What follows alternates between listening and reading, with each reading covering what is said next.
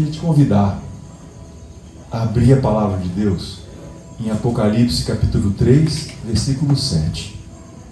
Hoje nós vamos aprender o que o Espírito Santo quer falar conosco através da mensagem de Jesus para a igreja de Filadélfia. Tem uma revelação para nós que me abençoou demais e eu espero também que abençoe seu coração.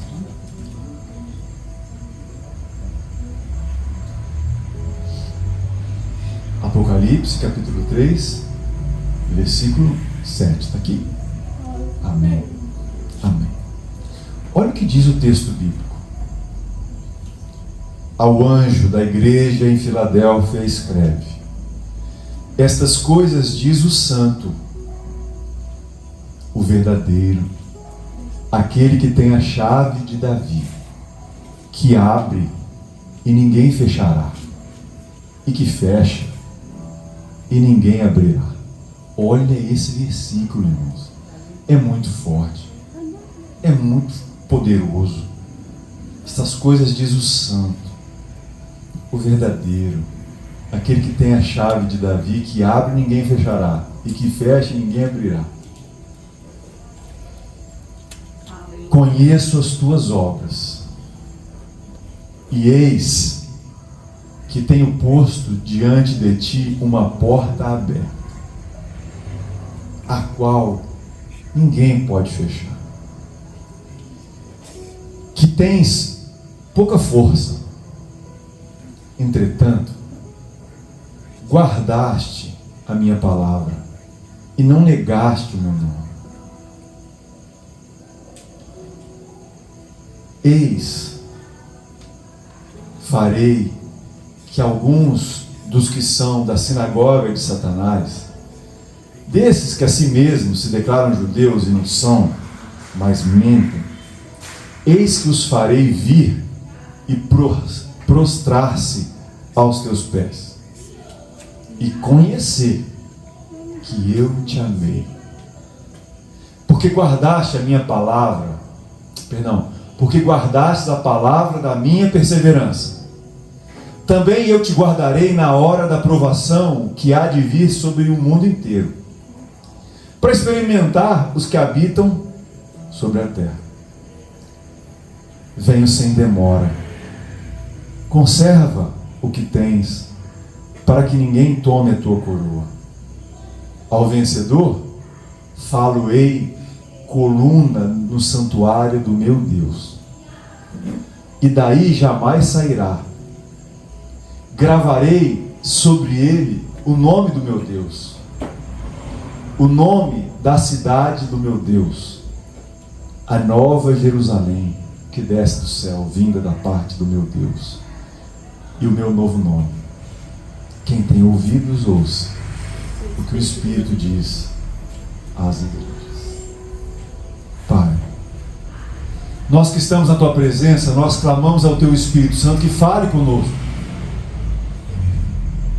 Fale conosco, que compartilhe aqui, deste lugar onde eu falo, aos irmãos, a mim também, um conteúdo que é mais que um conteúdo que foi estudado, mas algo que pelo Teu Espírito Santo nos convença da verdade, da justiça, do juízo, do pecado. Nos ajuda. Que a nossa mente agora possa estar desconectada dessas coisas do dia a dia, do nosso dia a dia, dos nossos problemas, para que possamos ouvir a Tua palavra e receber instrução, possamos receber advertência, possamos receber exortação. Pedimos ao Senhor, nos ajuda, fala conosco, em nome de Jesus. Amém. Irmãos, um dos grandes desafios dos pregadores e dos crentes em geral é ter um duplo conhecimento. É conhecer a mensagem bíblica, mas ao mesmo tempo conhecer os que são os ouvintes da mensagem. Porque toda mensagem, ela precisa ser contextualizada. Então eu vou resumir quem ouve a situação política, econômica, social, todo esse contexto que as pessoas vivem, em conhecer a cidade. Vou falar conhecer a cidade.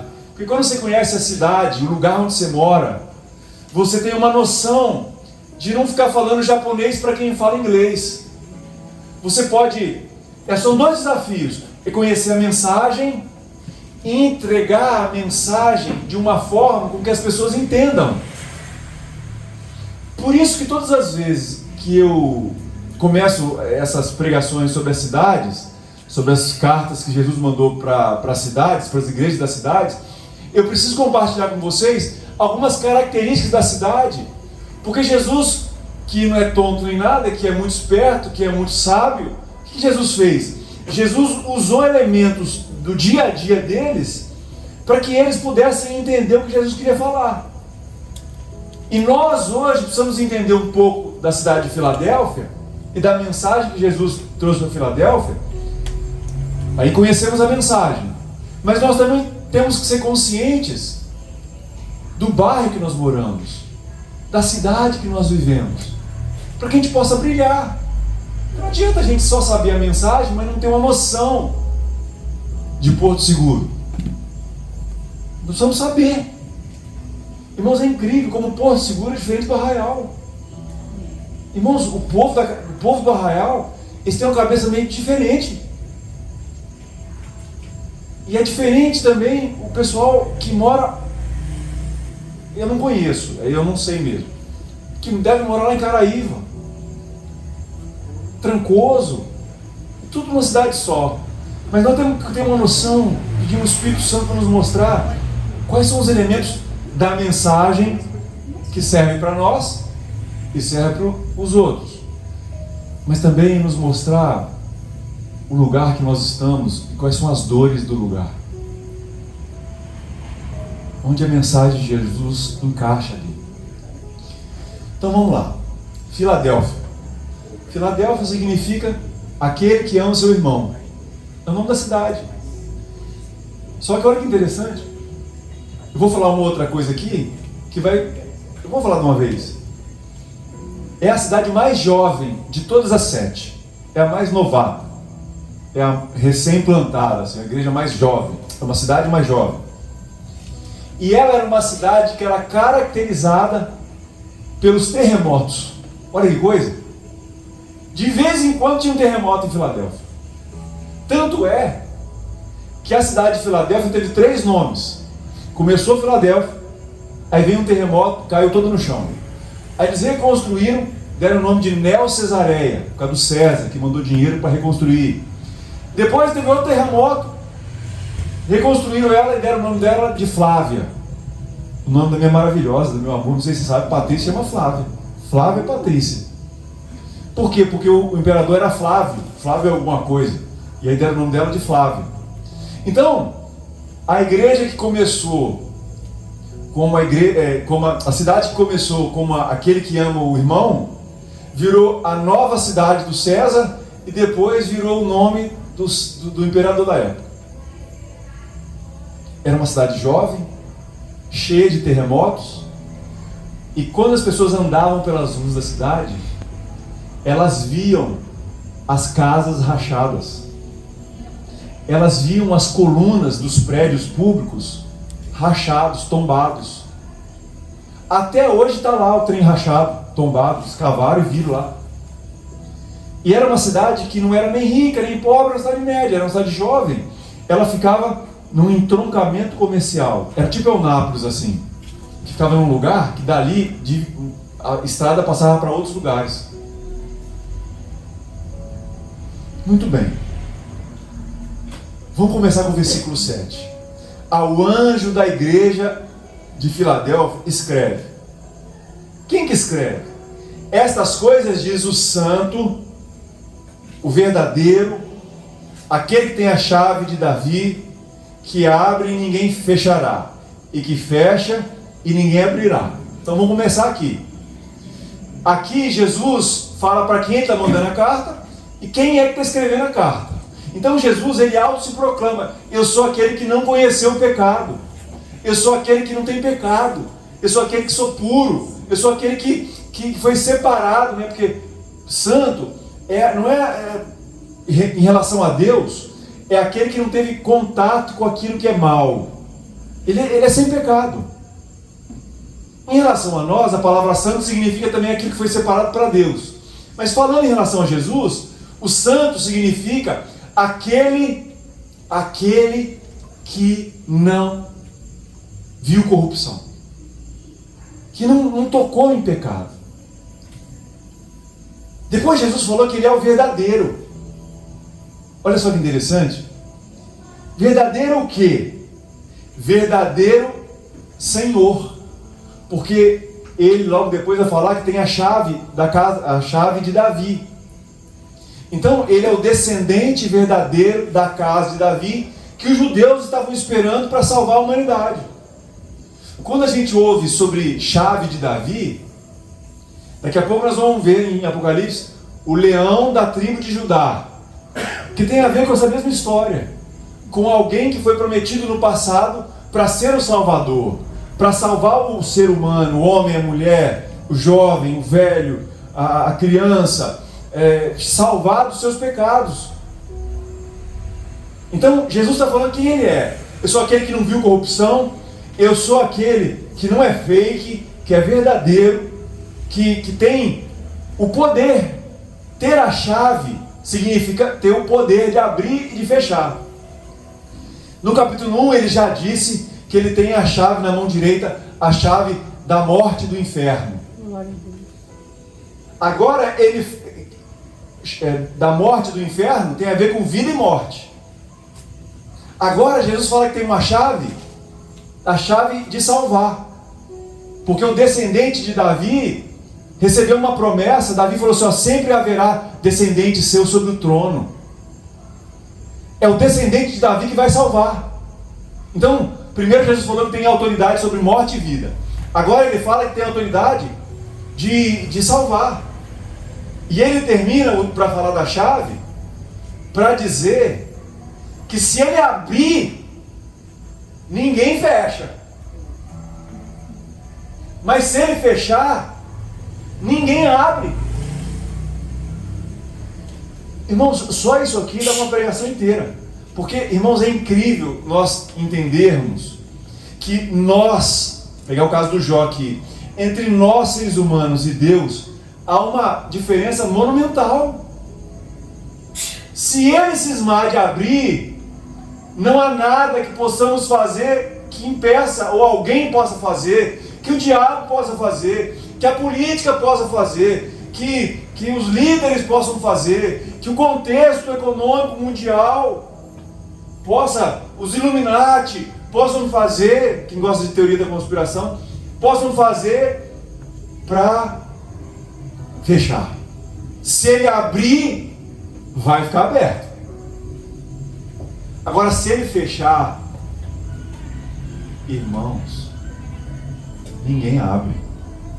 Então nós temos que entender que Jesus está declarando que ele tem o poder, a autoridade. Nós precisamos aprender a viver nos tempos que ele abre, com a porta aberta, mas também precisamos aprender a viver nos tempos que a porta está fechada, que algo está fechado. Porque a fidelidade é viver nesses dois momentos. É viver enquanto ele abre e não querer fechar, e viver quando ele fecha, aí não querer abrir.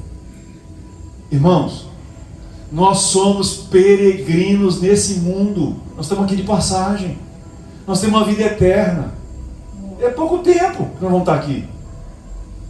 Eu estou com 47, daqui a pouco faço 48. Minha família, o povo dura até uns 95, 90, até 99, dura. Então vamos imaginar que eu estou na metade da minha vida. Não é que eu quero morrer, irmãos. Não é que eu já corri metade do caminho. Eu já corri metade do meu caminho. E como nós não precisamos ter medo do amanhã, a gente confia no Deus que a gente serve, esse tempo nosso é um tempo que nós vamos viver com intensidade, vamos fazer a missão, vamos ter alegria aqui, precisar passar um aperto, te passa um aperto, mas nós temos que entender que Ele é que tem autoridade. Ele é que tem. Ele é que tem o poder para fazer o que quiser.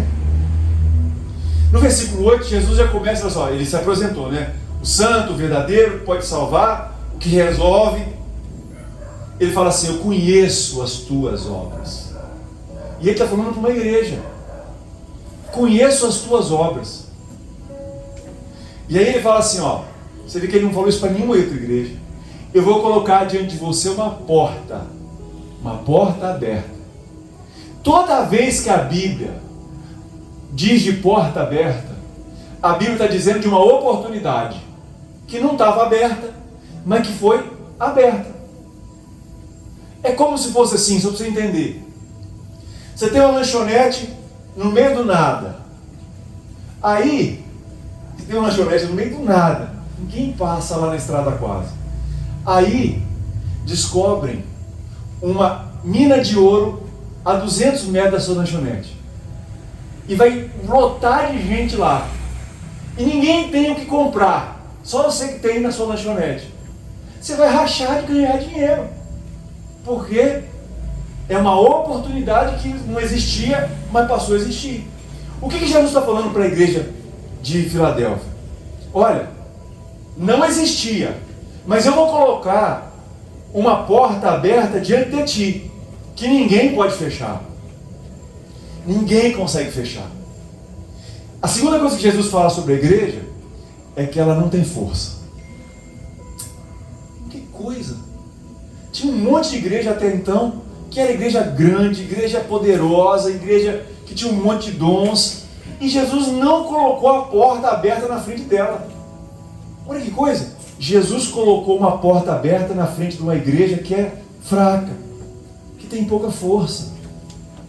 Mas aí tem uma palavra aqui que fala assim, ó, ninguém pode fechar, que tem poucas forças. Entretanto, contudo, todavia, tem pouca força, mas vocês guardaram a minha palavra e não negaram o meu nome. Isso fala de duas realidades. Fala da realidade individual e da realidade coletiva. Irmãos, essa semana, por coincidência, eu conversando com o irmão, eu alertei sobre esses conceitos que eu quero compartilhar com vocês. Irmãos, olha que coisa linda. Filadélfia é a única igreja que Jesus não puxa a orelha. Mas provavelmente é uma igreja pequena, pobre, composta de escravos, e gente pobre, e gente sem influência. Mas Jesus está falando que apesar deles serem fracos, eles guardaram a minha palavra e não negaram o meu nome. Mais tarde Jesus fala assim, eu vou colocar os seus inimigos para eles se ajoelharem na sua presença, porque eles vão saber que eu amei vocês.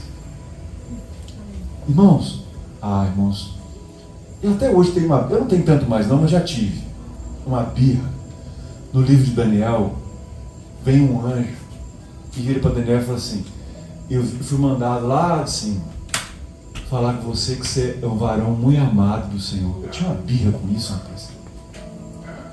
Vem um anjo falar com um sujeito que ele é amado de Deus e fala assim, Daniel é um dos selecionados, Daniel é um dos queridinhos, Daniel é da patotinha.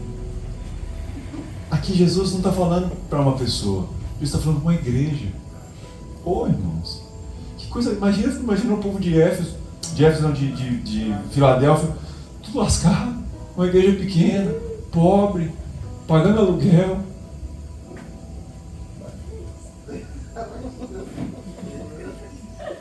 Eu amei vocês. Eu amei vocês. Por quê?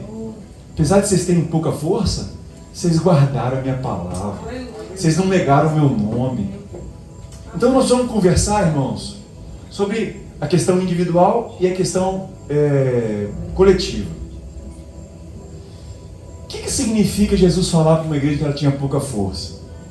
nós temos que tratar do problema do conceito de sucesso mundano. Qual que é o conceito de sucesso que é propagado de alguma coisa que deu certo? Uma coisa brilhante, uma coisa cara, uma coisa exclusiva, uma coisa cheia de gente. Quem é alguém que deu certo, que é forte? É alguém que tem muito dinheiro, alguém que tem muita reserva, alguém muito inteligente, muito bem relacionado, alguém que está surfando a onda desse mundo. O que é uma igreja de sucesso? Igreja de sucesso, as pessoas pensam que é uma igreja lotada, cheia de um espetáculo, de uma estrutura, mármore. E tinha um pastor que era meu amigo e falava assim: meu sonho é ter os banheiros da minha igreja com mármore importado.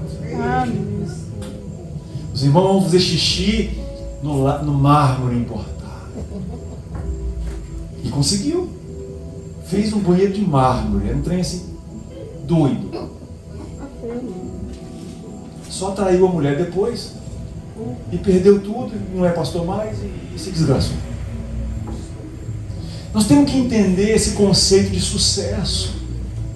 O conceito de sucesso desse mundo, ele é norteado por uma cultura do anti-reino, que não é o reino de Deus, é o reino das trevas. O que é importante para Deus? O que é importante? O que é importante é uma igreja que ela guarda a palavra e não nega o nome de Jesus. Isso que é importante. O que é importante para cada um de nós, como servos do Senhor? O que é importante aos olhos de Deus, não desse mundo? É um cristão, uma cristã que não nega, que guarda a palavra e não nega o nome de Jesus. O conceito de sucesso, que normalmente está dentro de nós, ele é enviesado. Ele é regado por o glamour humano.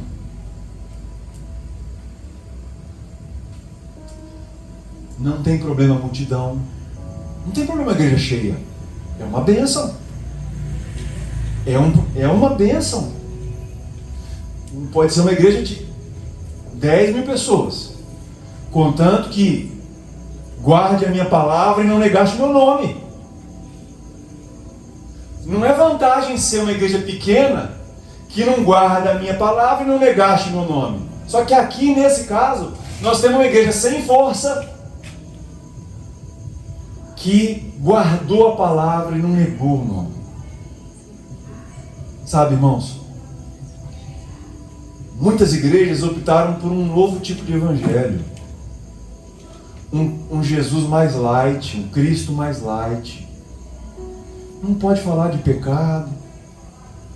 Um Deus que serve o ser humano e não é o ser humano que serve a Deus. Uma mensagem motivacional, fácil de ser digerida, mais adocicada. Eu não vou esquecer um irmão dessa igreja que o pastor queria fazer o banheiro de mármore, que ele falava assim: eu ouço a pregação do pastor domingo. Ele era vendedor de tintas. Eu fico doido, eu ouço a pregação dele, eu quero chegar segunda-feira, quero vender. Ele era um pastor que pregava muito, meio tipo coach. Você tem que prosperar, você tem que partir para cima, você tem que ir para cima. Eu lembrava que eu às vezes ouvia a mensagem dele e falava: Jesus está onde nesse negócio? Onde está Jesus? Porque não tem problema vender, não tem problema prosperar.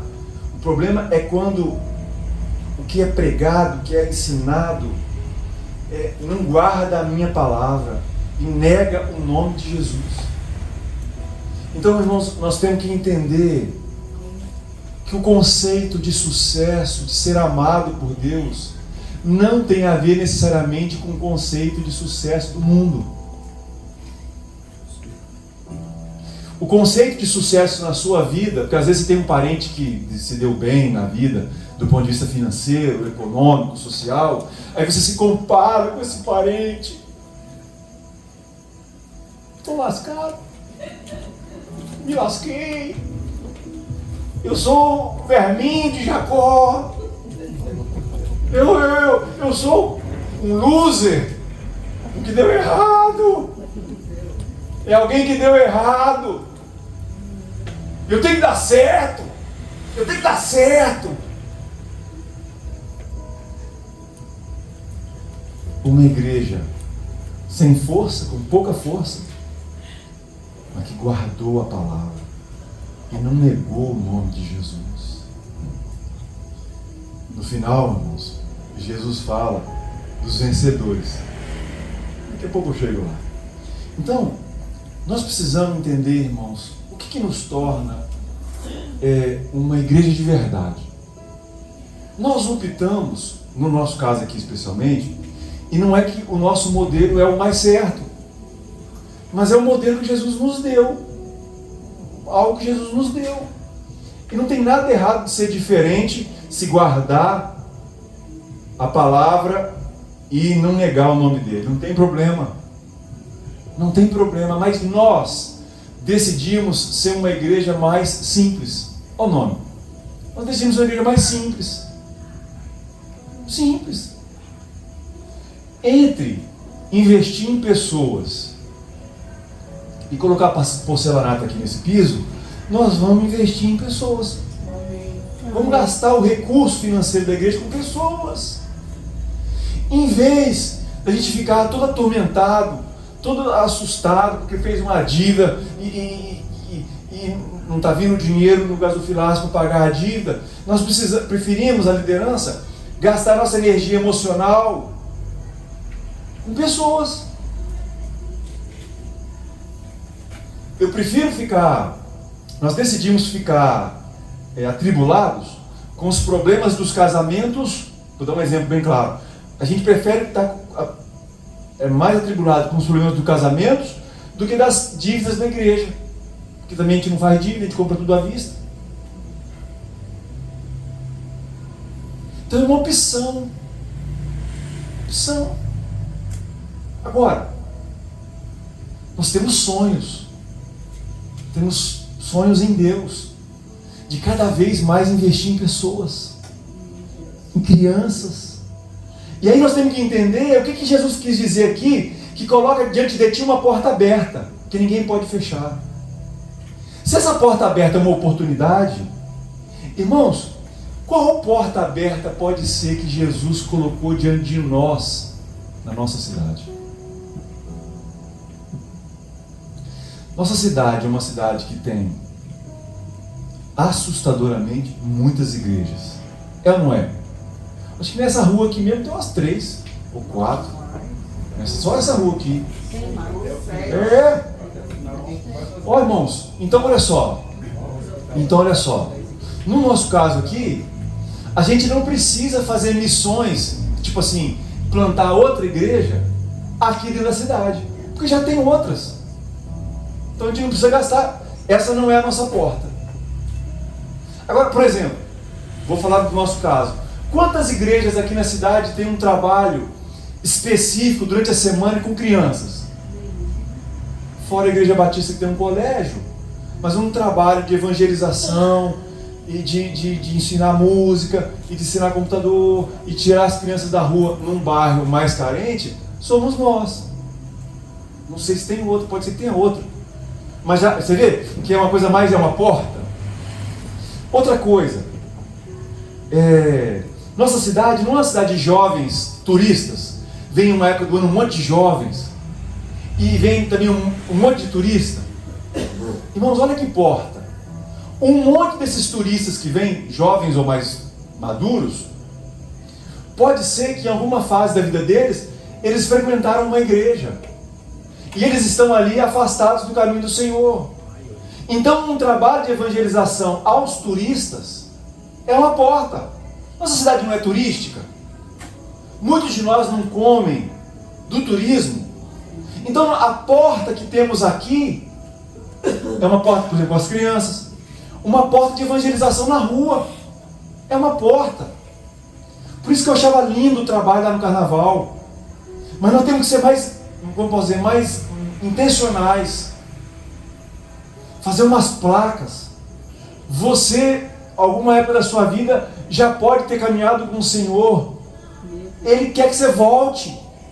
E nós vamos estar lá no meio da muvuca para trazer essa mensagem. Porque às vezes a pessoa está lá, mas nós podemos evangelizar a gente que um dia foi crente. Porque às vezes nós queremos ter a ideia de que nós temos que pegar a pessoa totalmente do mundão e trazer ela para a igreja. Ô irmãos, pode também, mas pode ser que tem um monte de gente que já tem essa cultura, que foi uma dessas crianças que receberam a mensagem do evangelho lá dentro, nas salinhas das igrejas do mundo, e estão afastadas, jovens, naquelas festas. Se Deus quiser, ano que vem, eu vou fazer aquela roupa do sanduíche. Sabe o sanduíche? Aqueles caras que andam na roupa de sanduíche? Que tem aquela placa aqui e a placa aqui. E eu vou ficar na frente das festas que tem lá no espaço... Chama lá o espaço... Arena Jamoá. Você já pode ter sido crente. Volta.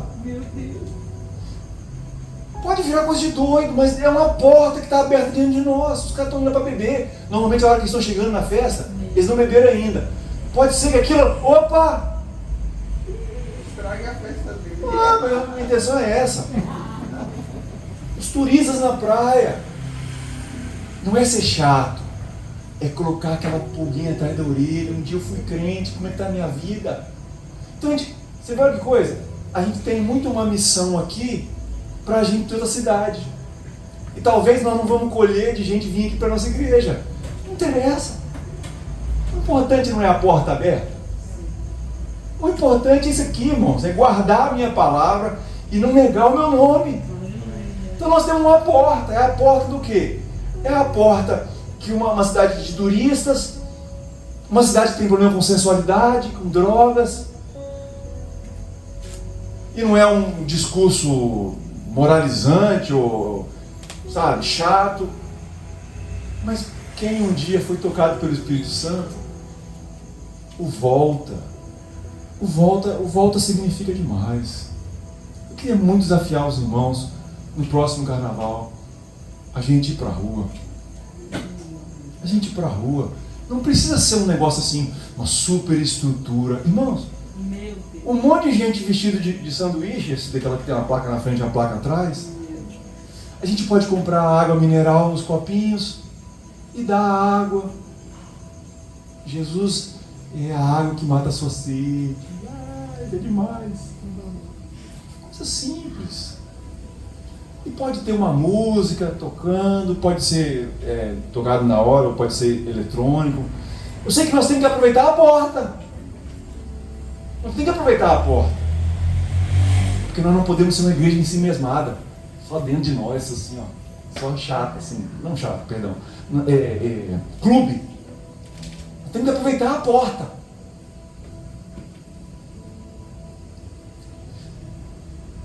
Nós estamos num bairro mais carente, não é?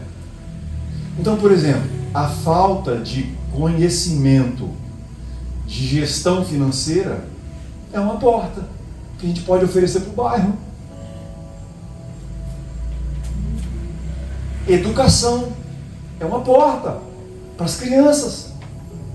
É porta. Então eu queria sintetizar isso aqui, irmãos, tanto falando para a igreja, mas como para você. Deus colocou portas, ou uma porta aberta diante de você.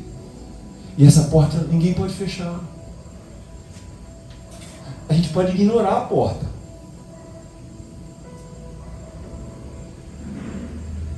Eu vou dar um exemplo para você. Nós estamos aqui, né? Como é quantas cadeiras vazias? Tudo bem. Tudo bem.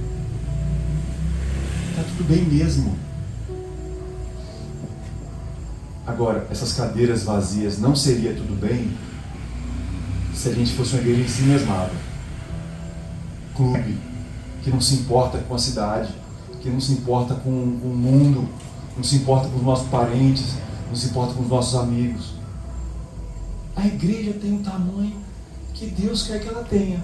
Agora, se a igreja guardar a palavra e não negar o meu nome, ela vai ser uma igreja missionária. Ela vai aproveitar a porta. Então eu queria desfazer esse conceito, irmãos, de sucesso. Jesus gosta de multidão? Sim, lá no céu vai ter uma multidão adorando diante do trono. Não tem problema também de ser muita gente.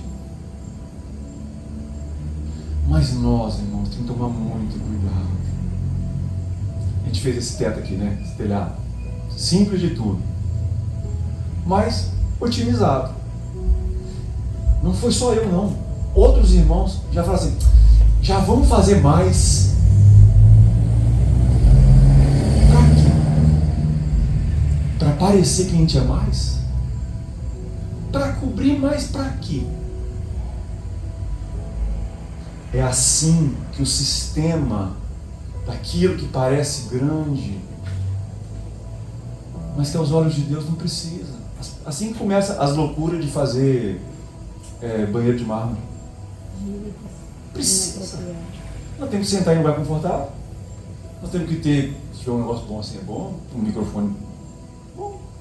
Mas ser simples é mais do que uma coisa que se fala. É uma coisa que tem que se entender e praticar. Porque às vezes, irmãos, a gente olha para os conceitos de sucesso do mundo, a gente quer implantar eles conosco e implantar eles para a nossa igreja, para a nossa empresa, nossa família. Irmãos, nós precisamos ser lavados pela palavra.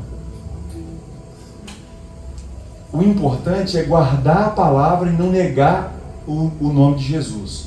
E aproveitar a porta. Aproveitar a porta.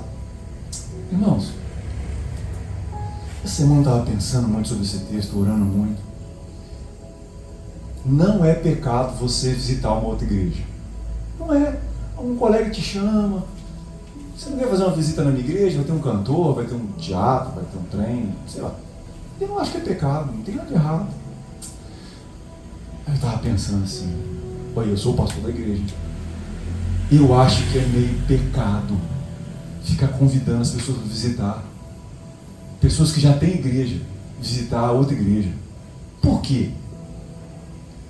Lá no fundo a gente quer que a pessoa venha para a nossa igreja. Caramba, se a pessoa está quieta lá na igreja dele, está abençoada lá, está em paz lá, está sendo nutrida, por que eu vou tentar ficar tentando o sujeito, fazendo a liderança de lá pecar para pescar no aquário? Pô, irmãos, tem todo tipo de gente, tem todo tipo de crente. Irmãos, vamos pensar nos que estão afastados de Jesus. Vamos pensar nos que estão perdidos nesse mundo, estão vivendo no pecado, estão afastados de Deus. Vamos deixar os crentes deles lá, glória a Deus por eles. Às vezes, a gente quer convidar as pessoas de outra igreja para vir, porque a gente queria que a nossa igreja fosse mais cheia, como a outra igreja é também. A gente precisa guardar a palavra de Jesus e não negar o meu nome. Não tem problema nenhum ser uma igreja com pouca força, mas uma igreja obediente, que não nega o nome de Jesus. Uma igreja que é amada. Agora, quer ver uma igreja morta? A igreja que não faz missões. Que não faz missões. Tem que aproveitar a porta. No versículo 9, Jesus fala assim, ó: tem um povo aqui, então a sinagoga de Satanás, eles falam que são judeus, mas não são, mentem. Eu vou fazer esse povo vir e se prostrar aos seus pés, para conhecer que eu te amei. O que é a sinagoga de Satanás, irmãos? Eu tenho outra igreja que tinha isso aqui também. É a sinagoga dos judeus. Eles falavam que eles eram o povo de Deus. E eles olhavam para os cristãos e menosprezavam os cristãos e achavam que eles eram os certos. E muitas vezes perseguiam até os cristãos. Então Jesus não chama ele de sinagoga dos judeus, chama ele de sinagoga de Satanás. Porque quem que é o Satanás? É o acusador.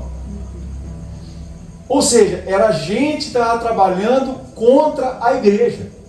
Por isso Jesus chama eles de sinagoga de Satanás. Eles trabalhavam contra a igreja. Deixa eu confessar um pecado aqui.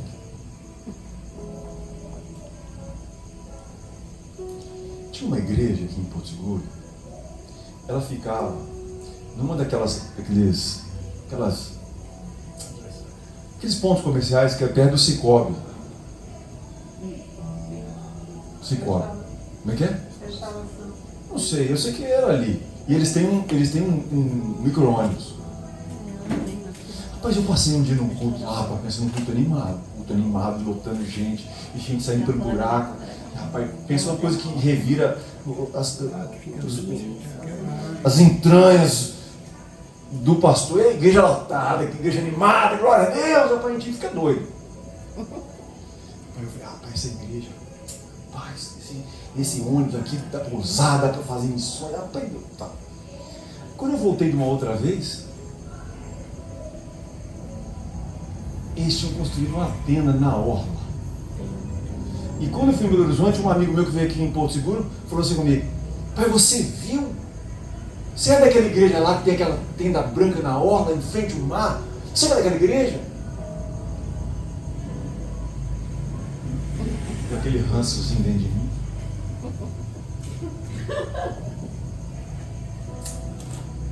Passava na frente e eles têm um povo lá que fica controlando o trânsito. Ele tem movimento, eles controlam o trânsito, o pessoal passar ali, o trânsito é difícil, para os irmãos estacionar. E eu vou confessar para vocês que eu fiquei com um pouco de inveja.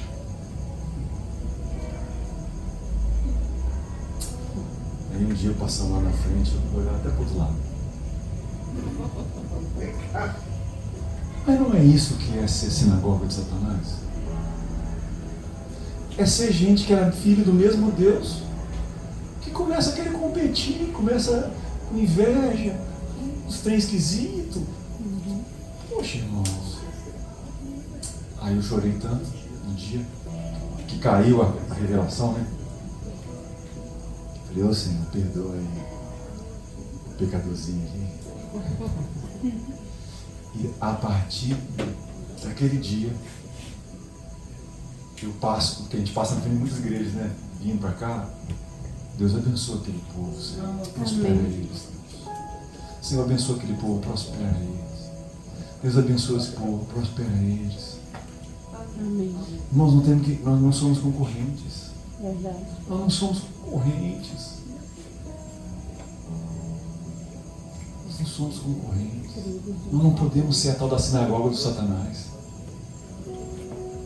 que se declaram judeus e não são, porque os judeus eram o povo de Deus. Mentem. Ô irmãos, nós precisamos nos converter, converter nosso coração. E se bobear, a gente começa a ser sinagoga de Satanás. E se tiver lá no carnaval, por exemplo, no próximo ano, não sei, eu sei, mas eu quero estar lá. E tiver uma outra igreja lá, glória a Deus. E que bom, estou aproveitando a porta para trabalhar, ótimo, ótimo. Um fica num canto, fica no outro. Que coisa boa. Se uma igreja está fazendo coisa boa aqui na cidade, tem que bater palma. Glória a Deus. Eu não sei quem é, mas tem uma irmã que fica ali no Hotel da Glória cantando e tal. Eu acho um pouco extravagante. Irmãos, é a porta que Deus quis dar para ela. Prospera ela, Deus. Pastor, mas é do jeito que você está falando, e as que não, como diz o texto, né? E as que não guardaram a minha palavra e não negaram o meu nome? Irmãos, é o problema deles com Deus. Nós temos que cuidar de nós. Já basta os nossos problemas, as nossas chatices, as nossas esquisitices. Deus prospera eles. E quando a gente fala Deus prospera eles, Deus prospera eles naquilo que é verdadeiro, que importa. Prospera eles.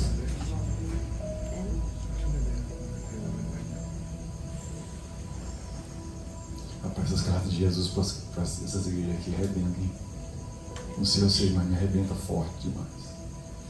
E Jesus fala que essa igreja que é fraca, tem pouca força, os inimigos vão saber que eu amei ela, mesmo ela sendo fraca. Outra coisa, porque Jesusinho, difícil às vezes para a gente entender, né? Você vê, Jesus não podia fazer ela ser forte? Não. Naquela cidade, Jesus quer ela sem força. Olha isso, rapaz. Jesus quer ela sem força para fazer alguma coisa. Sem força. E é lindo saber que Jesus ama as que são fortes, as que são fracas, as grandes, as pequenas. O óculos que Jesus nos olha é diferente do jeito como a gente olha. Irmãos, eu fui pastor de uma vez, 3 anos, de uma igreja de 2.000 pessoas. Só a minha rede tinha 600 pessoas. 80 células. Ah, bom. Era gente pra caramba. O acampamento de carnaval não, acampamento de casais, eu fazia só com a minha rede. Porque já eram 600 pessoas. Não podia chamar a igreja toda. Não tinha lugar para caber tanta gente. Eram 100 e poucos casais. Deixa eu falar para você. Experiência de quem já viveu. Fui pastor de uma igreja de 2.000 pessoas. Se não for para cuidar bem das pessoas, é um império só humano. Rapaz, pensa que eu ia num lugar assim. Você trabalha onde? Sou pastor da GSM. Então, chegava a inchar. E eu andava com a viatura da igreja. O carro que eu andava era da igreja. O Fiat Uno, das missões. Mas cadê o seu carro? Eu não preciso ter carro não. Tá. O carro da igreja. Mas, irmãos, o ego humano, ele é terrível, só. Ele é terrível. Terrível. E eu vou falar para você um negócio aqui. Eu não quero nem de graça. De novo, uma igreja de 2.000 pessoas. Eu vou falar de 2 porque é o que eu tinha. De 2.000 pessoas, se não for para cuidar bem das pessoas. Se não for para acompanhar. Se for. Denis está falando isso. Pastor, você me chamou para conversar? Eu não tenho que dizer, você está bem? Eu estou bem, tudo bem. O que você queria? Só perguntar se ele está bem. Perguntei para o Jeff, perguntei para alguns homens. Você está bem? Eu queria saber se está bem. Porque de repente um fala assim, não estou bem. Opa! Estou aqui. Vamos orar, vamos fazer, vamos acontecer. Entendeu? Eu não quero. Agora, uma igreja, as pesquisas falam que para cada 100 pessoas, um pastor cuida de 100 pessoas. Então, de forma, se ele for integral, se ele for saudável, no nosso caso aqui, 200 pessoas. Se eu e o Patrícia virarmos integrais. Se a gente quer crescer, o que nós temos que fazer? Temos que investir em liderança. Mas você tem que crescer no cuidado das pessoas. Não adianta só trazer. Rapaz, você quer ver eu lotar essa igreja? Rapaz, eu sei lotar. Eu sei, eu plantei uma igreja nos moldes antigos. Em 2 anos ela tinha 250 pessoas já, ué. Em 2 anos. E eu tenho uma foto para provar. Tenho fotos, tenho vídeos. O povo ficava entupetado, já ia fazer o segundo culto.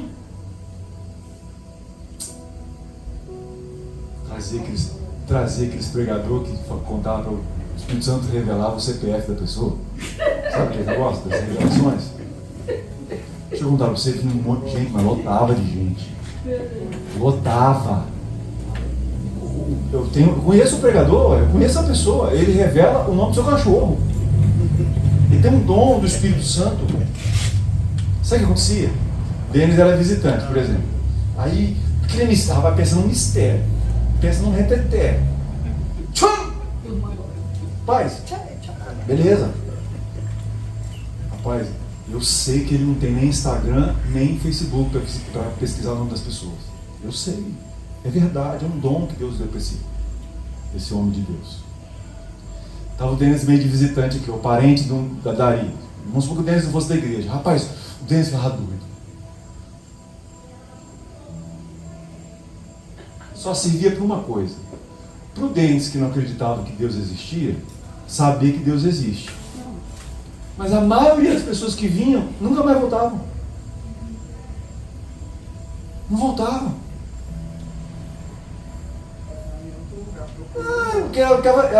Porque é uma adrenalina muito grande. Você toma uma dose de adrenalina dessa espiritual, meu Deus, você fica, meu Deus, eu preciso disso todo dia. E não está errado não. Um dia eu quero trazer ele aqui, mas para nós, não para formar tumulto. Vamos chamar as pessoas, mas tem uma... Vamos fazer o que eu fazia. Botar uma carro de som na rua, rapaz. Então presta atenção. O que é uma igreja que não nega o nome de Jesus? O que é ser um cristão que não nega o nome de Jesus? É ser de verdade, poxa. E não é? É um crente que não tem pecado. Pode ser, nem todo mundo tem os seus. Mas é alguém que lava suas roupas no sangue do Cordeiro. Que entra na presença do Senhor e se arrepende dos seus pecados. E que nos momentos que a porta está aberta, vive com a porta aberta. No momento que ele fecha, também vive na porta fechada. Quando a empresa está ganhando muito dinheiro, está na presença do Senhor. Quando a igreja está com pouco dinheiro, quando a empresa está com pouco dinheiro, está na presença do Senhor. Quando o casamento está legal, namorando 10 vezes por semana, está na presença do Senhor. Quando não está namorando, não está casado, está solteiro, está na presença do Senhor. É não negar o nome do Senhor, é guardar a palavra. É ser um crente que ultrapassa as estações do ano, da vida espiritual. Tem época do verão, tem época da primavera, tem época do outono, tem época do inverno. São as fases que Deus colocou nesse mundo. Nós vamos viver as fases. Versículo 10. Vocês guardaram a palavra da minha perseverança. Eu também vou guardar vocês. Jesus dá uma notícia.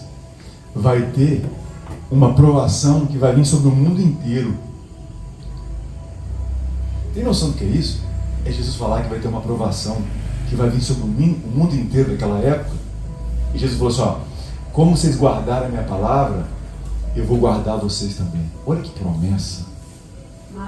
Não sei, isso é tipo um bordão evangélico. O barco onde Jesus está, ele também passa por tempestade. Só que como Jesus está dentro dele, a gente passa tempestade com Jesus. O problema é passar num barco sem Jesus, rapaz. Aí afunda. Então nós podemos entender que a gente está na presença do Senhor o tempo inteiro. E Jesus falou assim, olha, o mundo inteiro vai experimentar os que habitam sobre a terra. Provação é porta que se abre para a gente pregar o Evangelho da salvação.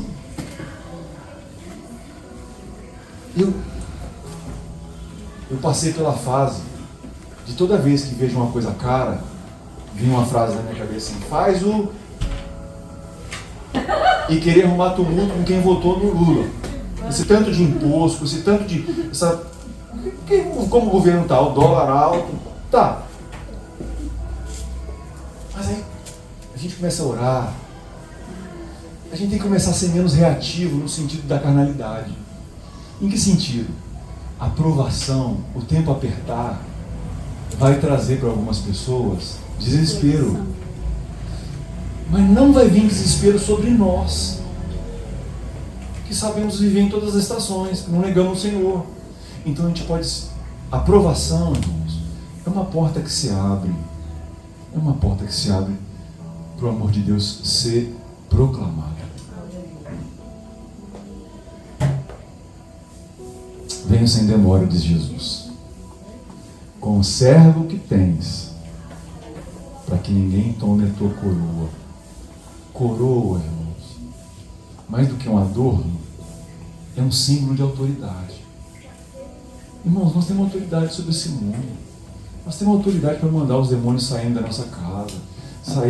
Nós temos autoridade. Mas como alguns que negaram Jesus e não guardaram a sua palavra, conserva o que tens. Irmãos, vamos conservar o que a gente tem. Nós temos que conservar o que a gente tem, irmão. Você é tão precioso. Você é tão precioso que você tem. A mesa aqui na quarta-feira, irmão, você é tão precioso. É tão precioso ser a gente. Eu fiquei pensando depois, Patrícia puxou minha orelha, que falou assim para mim: você não devia ter falado com os irmãos, pedido oração por aquelas peças que você tinha que trazer dos Estados Unidos, que era meio fora da lei. O que eles vão pensar de você? Não é Patrícia, irmãos. Todos nós temos um instinto de autopreservação. Imagina vocês de roupa e eu pelado aqui. Você já sonhou que você está pelado? E todo mundo de roupa? Você está andando na rua sem roupa. Não dá uma vergonha, não tem. Irmãos, acredita em mim. Toda forma de camuflar quem nós somos é fruto de arrogância, vaidade, idolatria. Estou dizendo que você tem que escancarar tudo. Mas, irmãos, eu tinha minhas peças lá. Eu já tinha comprado as peças. Eu não sabia que era proibido. Eu tinha que trazer, eu tinha que tentar trazer. Pastor, você vai pedir oração para um trem que é meio assim? Olha, o homem da receita, da alfândega, me pegou. Passou a minha mala com 2 pneus dentro da máquina. E falou assim: você sabe que eu não podia deixar você passar, né? Eu falei: eu sei. Eu comprei uma moto, estou querendo reformar ela, era da polícia. Aí, pode passar.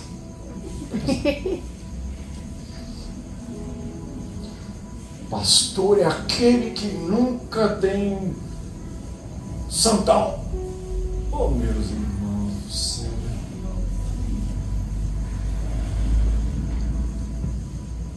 Eu vou cortar essa parte do vídeo, só que entre nós. Teve uma vez, eu cuidava de 45 pastores. Eu era pastor, eu era o pastor de 7, e esses 7 cuidavam de 45. Eu era pastor de pastores. Deixa eu contar para você. Irmãos, todo mundo que quer mostrar uma falsa espiritualidade, ou gosta de se mostrar, tem uma podridão dentro dele escondida, que mais dia ou menos dia vai aparecer. Acredita em mim, porque eu não cuidei só de um, eu vi vários.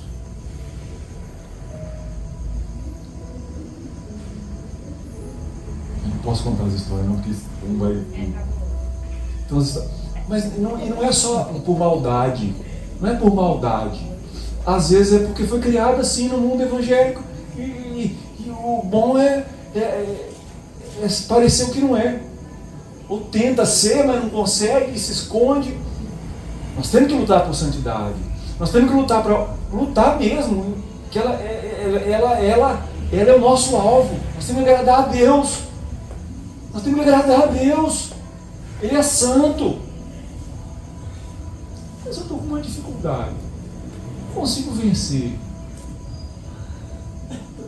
A Bíblia diz que quando confessamos os nossos pecados, Ele é fiel e justo para nos perdoar e nos purificar de toda iniquidade, injustiça.